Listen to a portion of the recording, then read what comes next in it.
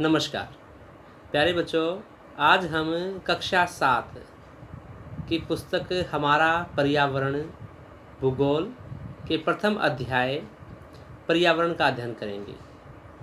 इस अध्याय में जितनी भी महत्वपूर्ण बातें आई हैं उन बातों को मैंने इस वीडियो में शामिल किया है ताकि बच्चे घर बैठकर ही एक ही वीडियो में पूरे अध्याय को समझ सकें।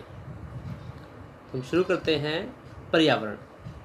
तो पर्यावरण क्या होता है?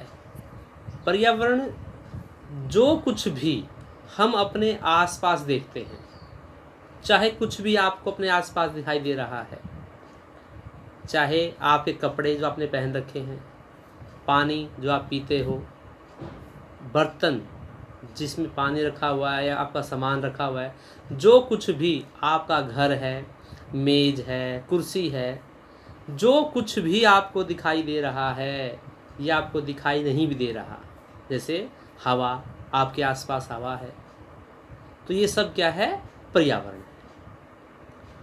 इसे हम ऐसे भी कह सकते हैं कि किसी भी जीवित प्राणी के चारों ओर पाए जाने वाले लोग, भैया आपके माता पिता हैं, भाई बहन हैं, स्थान, जो भी स्थान आपके पास है, वस्तुएं, चाहे कोई भी वस्तु है, एवं प्रकृति को पर्यावरण कहते हैं। पर्यावरण हमारे जीवन का मूल आधार है। यह हमें सांस लेने के लिए हवा, पीने के लिए पानी, खाने के लिए भोजन और रहने के लिए भूमि प्रदान करता है। तो बच्चों आप देखो कि जो पर्यावरण है इसके घटक कौन कौन से हैं। वैसे आपको समझ में आ गया, जो कुछ भी आपको दिखाई दे रहा है, जो भी आपके आसपास है, वो सब क्या है? पर्यावरण है। इसे हम 3 भागों में बांट सकते हैं। एक है प्राकृतिक पर्यावरण, मानव निर्मित और मानव। जो प्राकृतिक पर्यावरण है, जो प्रकृति से प्राप्त है, जैसे जल, वायु, स्थल, भूमि या जीव, चाहे पेड़ पौधे हैं, जीव जंतु हैं, सब क्या है? ये प्राकृतिक पर्यावरण का हिस्सा है। मानव निर्मित, जैसे इमारतें बनी हुई हैं, पार्क बनाए गए हैं, पुल हैं, सड़कें हैं, उद्योग हैं, स्मारक हैं, ये सब क्या है? मानव ने बनाए हैं अपनी आवश्यकताओं को पूरा करने के लिए। उसी तरीके से मानव भी क्या है? पर्यावरण का एक अंग है, घटक है। कोई व्यक्ति है, जैसे कोई परिवार है, समुदाय, धर्म, ये सब क्या है? ये पर्यावरण का ही भाग है। इनको हम पर्यावरण कहेंगे। अब हम पहले बात करेंगे प्राकृतिक पर्यावरण की। प्राकृतिक पर्यावरण में पृथ्वी पर पाए जाने वाले जीवीय, जिसमें जीव है और अजीवीय दोनों परिस्थितियां क्या हैं? शामिल होती हैं। भूमि, जल, वायु, पेड़ पौधे, जीव जंतु मिलकर प्राकृतिक पर्यावरण बनाते हैं। इसमें हम सबसे पहले बात करते हैं स्थल मंडल की। अब स्थल मंडल क्या होता है? जो हमारी पृथ्वी है, पृथ्वी की जो ऊपरी परत है उसे बोलते हैं स्थल मंडल, या जो भूप्रपटी है पृथ्वी की उसी को स्थल मंडल कहते हैं। ये चट्टानों और खनिज से बनी हुई है, मिट्टी की पतली परत से ढकी हुई है। ये प्रॉपर्टी हमारी जो स्थल मंडल है, वह क्षेत्र जो हमें वन, कृषि एवं मानव बस्तियों के लिए भूमि, पशुओं को चरने के लिए घास स्थल प्रदान करता है, स्थल मंडल कहलाता है। जलमंडल। जलमंडल, जल के क्षेत्र को जलमंडल कहते हैं। यह जल के विभिन्न स्रोतों जैसे नदी, झील, महासागर आदि जैसे विभिन्न जलाशयों से मिलकर बनता है। अब जल जो है हर प्राणी के लिए आवश्यक है। वायुमंडल, हमारी पृथ्वी के चारों ओर जो एक पतली परत है वायु की, उसे क्या बोलते हैं? वायुमंडल कहते हैं। अब वायुमंडल के बहुत फायदे हैं। ये जो सूर्य से जो बहुत तेज झुलसाने वाली जो गर्मी और हानिकारक किरणें आती हैं, उससे हमारी रक्षा करता है वायुमंडल। और पृथ्वी का जो गुरुत्वाकर्षण बल अपने चारों ओर वायुमंडल को थामे रखता है। वायुमंडल परिवर्तन होने से मौसम एवं जलवायु में परिवर्तन होता है।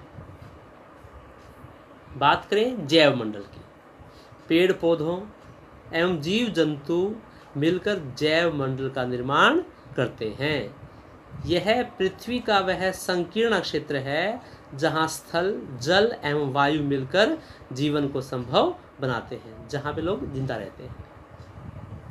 अब बात करते हैं पारितंत्र की। पारितंत्र सभी पेड़ पौधे, जीव जंतु एवं मानव अपने आसपास के पर्यावरण पर आश्रित होते हैं।